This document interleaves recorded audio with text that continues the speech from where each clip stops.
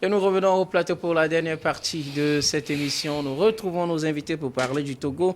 Le plan d'urbanisation du Grand Lomé en finalisation. Le gouvernement togolais a annoncé le 26 octobre 2023, jeudi dernier donc, qu'un nouveau schéma directeur d'aménagement et d'urbanisation de l'agglomération du Grand Lomé sera prochainement achevé.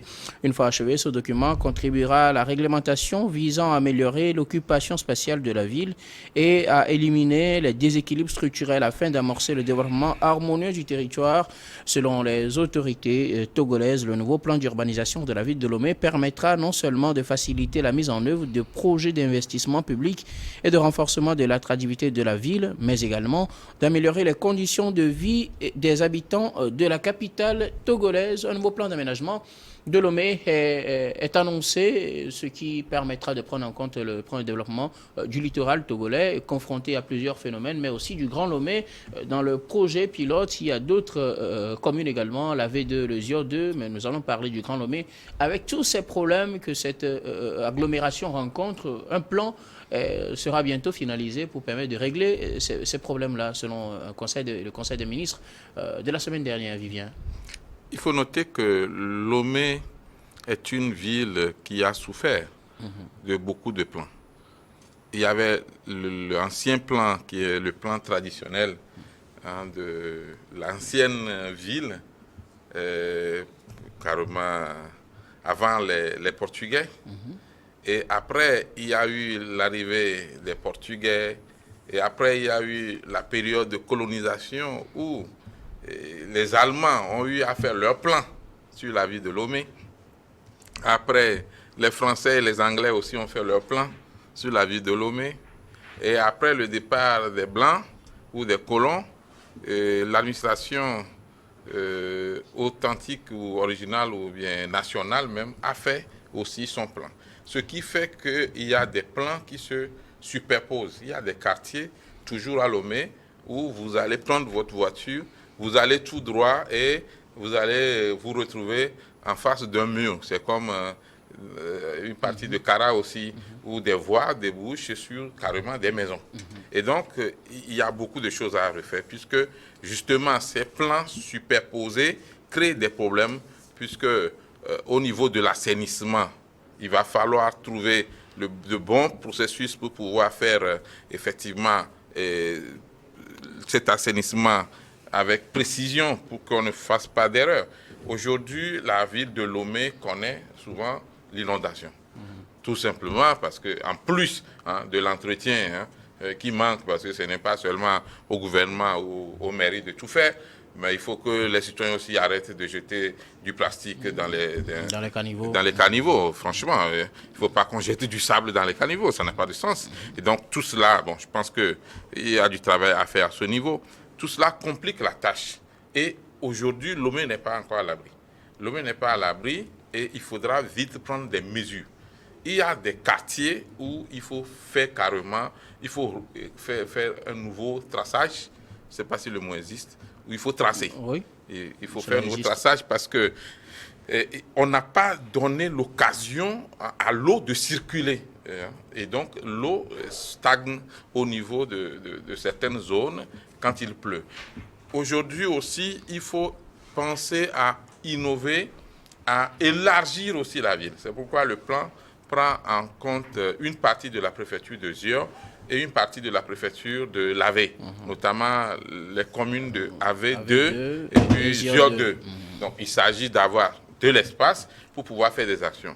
Ce qui a été proposé par certains citoyens, c'est qu'on essaie, dans la mesure du possible, de désengorger un peu Lomé, et de déconcentrer, de décentraliser les structures étatiques. Pourquoi ne pas mettre, par exemple, le ministère des Finances dans une zone comme Nwepé, et puis pourquoi ne pas mettre tel ministère dans une zone comme dans le Zior, ainsi de suite. Je pense que tout cela, c'est important. Aujourd'hui, le gouvernement s'est dit, si nous ne prenons pas vite les mesures, nous risquons d'assister au pire. Parce que ce sont les mairies qui délivrent les permis de construire aujourd'hui. Et le gouvernement, si on prend le cas du ministère de la Culture, par exemple, le ministère de la Culture a identifié certains bâtiments à Lomé qui peuvent constituer des éléments du tourisme et donc qu'il ne faudrait pas toucher. Et il a été donné un travail aux mairies, c'est de contribuer à ce qu'on ne touche pas à ces bâtiments-là. Malheureusement, qu'est-ce qu'on constate? Il y a des mairies qui s'en foutent de cette recommandation du ministère du Tourisme. On attend que ce soit reconnu par l'UNESCO, patrimoine mondial voilà. de l'UNESCO. Peut-être là, on va le protéger. Oui, mais il y a des étapes, justement. Il faudrait que l'État, d'abord, reconnaisse que ce site-là peut être inscrit sur la liste de l'UNESCO. Et c'est après, il y a des démarches, ça peut prendre des fois 2 ou 3 ans, des fois même 10 ans. Il y a des sites qui sont toujours sur la liste de l'UNESCO pour le Togo, qui ne sont pas encore reconnus. Et Koutamakou, ça a pris du temps. Pour revenir au sujet, aujourd'hui, il s'agit de mettre Lomé à l'abri des inondations.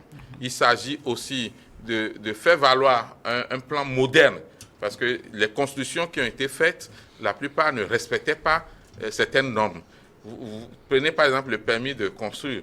Beaucoup ne savaient même pas que c'était une obligation. Ce n'est pas si tu veux, tu vas faire. Non. Même dans les fermes les plus reculées, où il y a quand même une mairie, il faudra aller demander une permission avant de construire.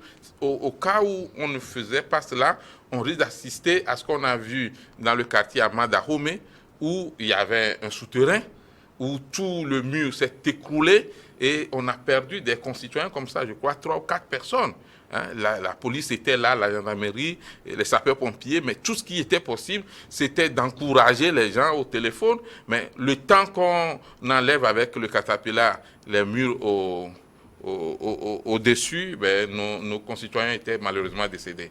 Alors, si ceux qui avaient construit ça avaient un réel permis de construire avec l'étude des techniciens, je pense que ce problème ne pouvait pas se poser, puisque quand tu construis un souterrain, il paraît qu'il y a des règles qu'il faut respecter. En cas de sinistre, en cas de catastrophe, on sait comment intervenir pour sauver des vies humaines. Donc aujourd'hui, on peut saluer ce plan-là qui est en vue et dire aussi qu'il est très important d'associer la population à la base. Il faut expliquer à la population ce qu'on fait, pourquoi on le fait, et pour quels résultats on le fait. Si les citoyens sont au courant de ce qui est fait par l'État, pour eux, je crois qu'eux aussi, ils peuvent contribuer. Mais si ça vient comme un plan préparé par le gouvernement et imposé à la population, il y a déjà un problème à ce niveau. Robert Kossigan, à côté, un plan d'urbanisation du Grand Lomé est en cours de finalisation. On sait que le Grand Lomé est confronté à plusieurs problèmes. Ces derniers temps, les pluies ont encore mis Lomé sous l'eau. Et puis, au-delà de ça, l'érosion côtière au niveau du littoral, les constructions anarchiques, la gestion des déchets, il y a plein de choses. On avait sorti entre-temps un communiqué sur les forages et tout, qui a suscité des réactions des populations. On dirait que tout cela devait être pris en compte pour une nouvelle figure à donner à Lomé. Tout à fait.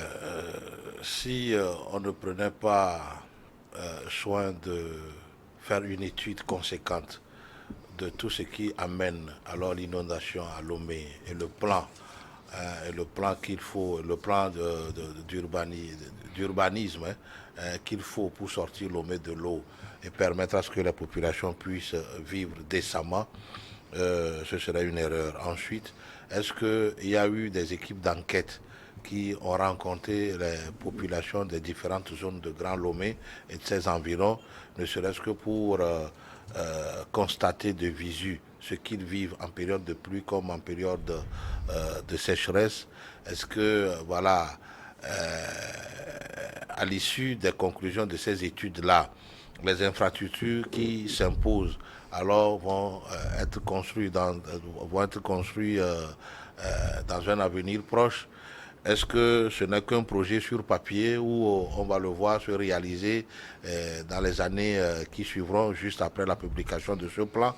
C'est à toutes ces questions que je voudrais inviter tout le monde à encourager le gouvernement et les acteurs de ce plan-là à aller au bout de leur projet, et que les années, les jours qui viennent, les populations de Lomé, d'abord la ville de Lomé puisse être tracée et assainie.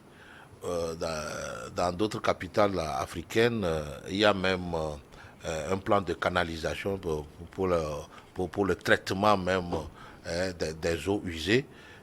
Je crois qu'on n'en a pas encore à Lomé, puisque dans d'autres capitales, dans d'autres grandes villes africaines, il y a des égouts, la ville est tellement urbanisée que... C'est une ville sous la ville. Oui, c'est une ville sous la ville et que toute eau usée qui quitte votre maison rentre dans les canalisations et part directement dans un centre de traitement où l'eau est traitée et est prête même à une autre utilisation. Ça, c'est d'un. Il faudrait aussi trouver une solution pour ceux qui ont construit sur les lits des rivières, ici à Lomé. Quand nous prenons le lac, et quelques cours d'eau comme le Zion, il y a des gens qui ont construit sur les lits de ces fleuves-là et du lac, ce qui fait qu'ils vivent difficilement la saison des pluies. Parce qu'une fois que la saison des pluies arrive, il y a de l'eau qui d'abord sort de la terre elle-même parce que c'est sur le lit de ces lacs-là et ces populations vivent difficilement en ces périodes-là. Aussi, il faut faire en sorte que si demain les caniveaux ou le plan d'assainissement touche des infrastructures, même si c'est un immeuble, il faudrait que la personne soit informée et dédommagée comme on le fait ailleurs. Il ne faudrait pas que les gens soient là et que voilà, un matin, boum, on arrive pour leur dire voilà, il y a un caniveau qui passe par ici, vous devez déguerpir, demain il y a les soldats pour les faire partir. Non, il va falloir qu'on fasse les choses dans les règles de l'art. Là, il va falloir que les personnes aussi aient des permis de construire, parce que généralement les gens construisent parfois même, il y a des canalisations qui demain vont toucher ou vont affecter des maisons déjà construites. Peut-être que même avec permis de construire. Oui. Mais il va falloir que ces personnes-là soient dédommagées. Et dans ce cas, il faut forcément dédommager. Oui, c'est ce que je souhaite. Okay. Parce que parfois, on ne vient par la force, on dégage les gens, tout ça, pour créer d'autres victimes et tout. Ensuite, le Grand Lomé peut-être, Robert, si tu permets, sur ce plan, par exemple, s'il te plaît, quelques secondes. Il y a par exemple le centre d'enfouissement technique d'Akepe, où on transforme les déchets. Mais imaginez que jusqu'à présent, il y a des propriétaires de terrain de ce centre-là qui ne sont pas encore dédommagés. Voilà. On y reviendra. C'est un cas palpable. Ça effectivement ce que disait Robert. C'est un cas très important. Aussi, il va falloir qu'on informe les populations sur l'utilité de faire recours aux gens d'urbanisme pour vérifier d'abord leur plan, à l'achat des terrains. C'est très important. Et il va falloir qu'au moment de l'exécution de ces traçages-là, que les cadres d'urbanisme aussi ne se fassent pas corrompre par déjà les propriétaires, pour ne pas faire passer la canalisation là où ça doit passer, puisque ce serait toujours rester c'est-à-dire permettre à ce que le problème ne soit pas résolu dans le temps. Donc, tout ça, il faut faire appel à des gens intègres qui puissent conduire le projet à bon port pour que Lomé soit soulagé. Sinon, je pense que si ça continue de la sorte, les gens de Lomé ne peuvent plus sortir d'ici 5-10 ans. Hein. Quand il pleut, c'est tout un tas avant que vous n'arrivez. Vous n'arrivez au bord de la route principale, c'est tout un chemin de croix. Vous aurez dû nager. Ah oui. Et donc, je voudrais aussi, comme nous sommes au Togo, je voudrais profiter pour appeler alors tous les sympathisants et tous les soutiens de notre cher frère et ami, docteur surtout, pour sa nomination. On y reviendra. Pour qu'on lance en même temps le débat. Ah oui. D'accord. Okay. Je vais permettre à Donatien de réagir aussi. Il est pressé. Lomé, le Grand Lomé, un plan d'urbanisation en cours de finalisation, cela devait permettre de résoudre les problèmes récurrents qu'on connaît dans cette grande agglomération. Oui, ça ne fait que me réjouir parce que je suis conseiller dans une commune faisant partie du Grand Lomé et le problème majeur auquel fait face nos populations, c'est l'inondation et primo avant l'inondation, c'est l'insalubrité. C'est l'insalubrité. Quand vous quittez la zone administrative, c'est-à-dire le quartier administratif, et vous rentrez un tout petit peu vers les nouveaux quartiers, ce n'est plus de la beauté à voir. Quand vous rentrez... Les anciens quartiers, hein, ah, ils sont oui. pas épargnés. Oui, les Gbadago et autres. Non, si le gouvernement est en finalisation de ce plan d'humanisation du Grand Lomé, ce n'est qu'à féliciter et cela va véritablement permettre à ce que la ville de Lomé soit très vivable parce que il y a des quartiers où c'est difficile à trouver des routes praticables. Donc, si on peut retracer, il y en a même, il y a des voies qui doivent être encore retracées dans certains quartiers. Il y a des gens qui ont, c'est la construction anarchique, des gens qui ont construit même sur des routes, sur des voies. C'est ceux-là qui n'ont pas eu l'autorisation de construire, le permis de construire. Si vous avez reçu ce permis de construire, il y a l'enquête qu'on appelle Commodo et puis Incommodo. On vient, on vérifie véritablement est-ce que l'endroit doit être utilisé par vous pour construire. Si cela n'est pas utilisable, vous n'allez pas pouvoir construire. Sinon, c'est la construction anarchique qui fait partie d'un des facteurs de l'inondation que nous voyons. Parce qu'il y a des gens qui ont construit, l'eau passe par là-bas, mais ils ont fait tout possible pour construire et puis ils dégagent l'eau vers ailleurs. Et l'incivisme de nos populations qui est de jeter les ordures dans les caniveaux qui sont bouchés à chaque mois et l'odeur nauséabonde que nous avons dans nos quartiers. Je pense que le Togo même est un chantier et encore plus la ville, le Grand Lomé est encore plus un chantier. Il faut que le gouvernement lance ces grands travaux-là qu'il a eu à lancer depuis, qu'il relance ça très vite parce que véritablement la ville de Lomé n'est pas cette ville-là qui peut être comparée à Accra sans offusquer qui que ce soit, ni à Cotonou. Nous sommes un peu en arrière et si on se réveille, mieux vaut tard que jamais. Donc, j'apprécie ça et ça vient en appui à ce que les mairies sont déjà en train de faire. Mais le doyen Kossigan a eu à dire quelque chose qui prend en compte, moi, une de mes pensées qui est de traiter les eaux usées. Les eaux usées ne doivent pas stagner dans nos quartiers. Et on doit avoir des machines pour pomper ces eaux. Si on ne peut pas avoir des égouts, bien sûr, hein, on doit avoir des machines. Moi, j'ai eu ces idées-là. Si c'était que j'étais un peu porté au pinacle dans certaines sphères. Ce n'est pas le moment de faire campagne. Oui. Il faut pomper ces eaux usées. Non, tu peux toujours faire les propositions, les envoyer. Il faut pomper. Il y a certaines communes qui le font. Hein. Oui, vous faites des propositions, vous envoyez, on met ces propositions dans les tiroirs. Donc, on pompe ces eaux usées et on les utilise pour faire même des jardins communaux. Nous, on a eu ces genres d'idées-là. On fait des jardins communaux et des compétitions. Jusqu'à maintenant, je ne vois pas les communes en train de faire des compétitions en termes de développement dans le Grand Lomé pour voir l'extérieur. Donc, l'urbanisation, c'est venu à point nommé et on embrassera cela, on fera le travail à bras le corps si nous sommes toujours élus. Et on doit dire aussi même si vous n'êtes pas élu, vous allez le faire. J'ai dit même. Ah, d'accord. Il veut gâcher mon électorat. Vous avez un grand rôle à jouer dans le conseil hein. municipal. Robert Kossigan, vous voulez ajouter quelque chose? Oui, c'est aussi la construction des voies au niveau de l'ancien Lomé. Vous savez, Nikonakwe, Kolubia, Kopé, Gbadago. Vous allez surtout, et la zone portuaire. La zone portuaire est une zone qui doit être attractive parce que, vous savez, beaucoup d'investisseurs qui agissent au niveau du port viennent là-bas. Et allez-y voir où les titans qui viennent nous faire des milliards ici sont garés. C'est dans des zones totalement insalubres où la voie, même pour passer sur la voie là, même si vous êtes transporteur, vous n'allez pas accepter de faire passer vos camions par là. Il faut qu'on assainisse la zone portuaire. Il faut qu'on trace des routes, il faut qu'on pense à des parkings qui puissent alors permettre à ces engins-là d'être bien garés et que les conducteurs puissent aussi se reposer dans des endroits décents. Cela y va dans l'intérêt de notre port.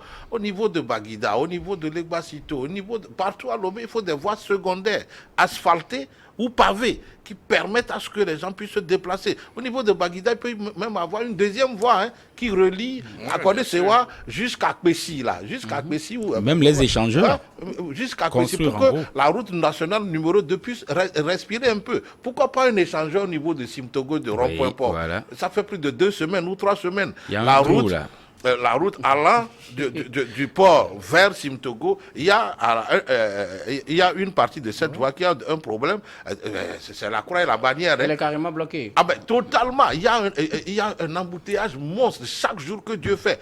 Tout ça l'a fait perdre de l'argent au Togo parce que, voilà, tous les titans qui doivent passer par là pour aller charger et décharger ont toute la peine du monde aujourd'hui à passer.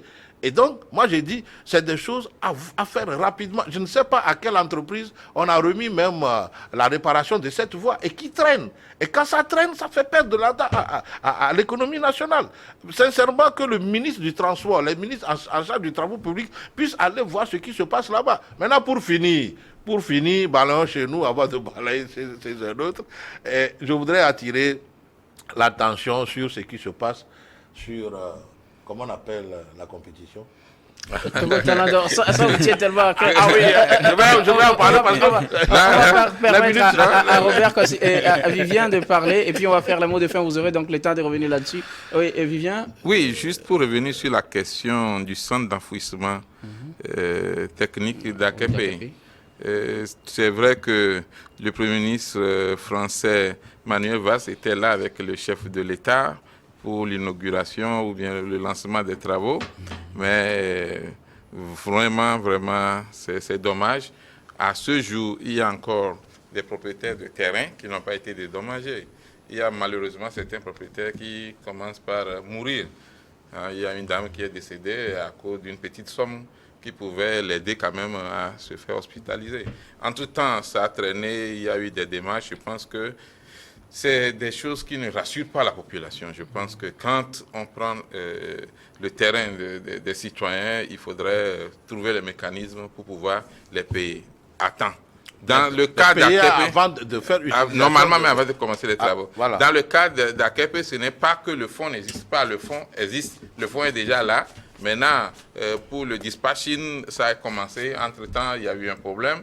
Et puis, ça s'est arrêté. Mais je pense que les autorités doivent trouver une solution pour que la population locale puisse continuer par rire. Et quand il s'agira de céder encore ces terrains, que les citoyens puissent céder sans problème. Parce que quand l'État a besoin de votre terrain, vous ne pouvez pas refuser. Mais en même temps, il faudrait que vous soyez dédommagés. Merci beaucoup à vous. Nous arrivons à la fin de cette émission. Nous allons faire un dernier tour de table pour vos mots de fin. Je vais bien commencer par vous, Robert Kosigan. Maintenant, tu as la parole. Oui, maintenant, vous pouvez faire ma publicité. Ah oui, c'est Togo Talent d'Or. Togo Talent d'Or, il faudrait nécessairement que nous tous, amis, frères de docteur Guillaume, nous puissions le porter à la tête de ce prix Talent d'Or. Ça ne coûte rien du tout, c'est peut-être nos votes, c'est nos votes qui vont le porter alors à la tête de ce prix, vivement que nous tous qui l'aimons. Vous savez, quand vous aimez quelqu'un, c'est en ces moments qu'il faut lui montrer votre affection. Il faut lui dire que vous êtes alors mon homme, l'homme de la droite de mon cœur, et donc votons massivement pour lui. C'est facile, c'est facile à procéder au vote. Nous allons lui donner, il y a un lien, je vais lui demander à ce qu'il nous envoie les liens pour que voilà, nous tous, nous puissions voter, même si ça nous prend quelques centimes, c'est rien, il faudrait qu'on vote pour lui, pour ne serait-ce que pour faire honneur à lui et le pousser à nous décrocher encore d'autres prix plus grands qui vont le hisser peut-être au sommet des communicateurs du monde entier. Voilà. Merci beaucoup à vous, Robert Kosigan. Écoutez, je rappelle, effectivement, je précise que j'ai été nominé effectivement pour ce prix Togo Talent d'Or. Nous sommes une quinzaine dans notre catégorie meilleur jeune talent du micro, 10, bien les meilleurs ayant obtenu 1000 votes dans 10 jours sont retenus pour la phase finale. Et je fais partie de ces personnes-là retenues pour la phase finale. Et les votes continuent. Tu dois être à la tête, non? Ah oui, justement. Les votes continuent jusqu'au 15 novembre. On ne va pas baisser les bras. Et donc, ceux qui veulent bien nous soutenir peuvent avoir toutes les informations sur notre page Facebook Yaouvi Guillaume Hor. Et donc, vous aurez toutes les informations et le lien. Le vote est à 103 francs et donc vous pourrez voter autant que possible pour nous pousser à aller plus loin. Le vote compte pour 50% et la note du jury compte également pour 50%. Donc, c'est important de voter. Robert, Emmanuel, Vivien, Tommy, nous arrivons à la fin. Vos mots de fin.